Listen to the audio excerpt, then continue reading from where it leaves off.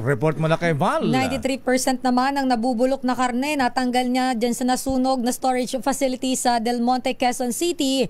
Pero yung masangsang na amoy, inirereklamo pa rin at problema ng mga residente. Detalye balita mo, RH5, Val Gonzalez. Val?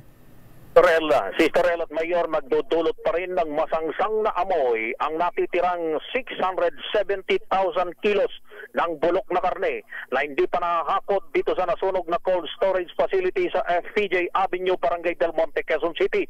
Sa uling report na inilabas ng Quezon City Disaster Risk Reduction and Management Office, 93% na ng 4,200 metric tons ang natatanggal hanggang alas 6 ng umaga kahapon, February 10. Ayon sa QCDRRMO, mula kahapon ay sa sanitary landfill facility na sa Sitio Catmon, San Jose, Batangas, itinatapon ng mga naiwang debris mula sa nasunog na Glacier North Refrigeration Corporation.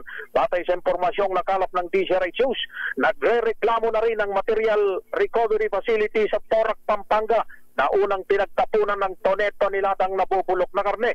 Kamakailan lamang aabot sa 38 mga guro at mga mag-aaral ng San Francisco Elementary School sa Del Monte ang nagsusuka, sumakit ang tiyan at ulo at nagkandahilo dulot ng masangsang na amoy na galing sa storage facility na nasunog noon pang January 20.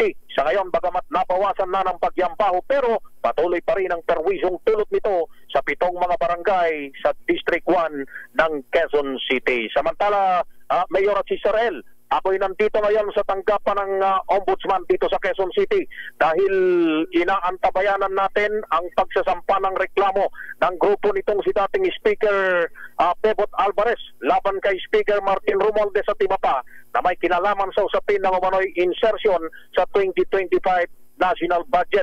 Sa unang abiso kasi ng Citizen Crime Watch na siyang main complainant sa Prosecutor's Office ng Quezon City, iyahain ang reklamo pero nag-abiso muli sa media itong grupo at dito na isasampa sa Ombudsman ang kaso.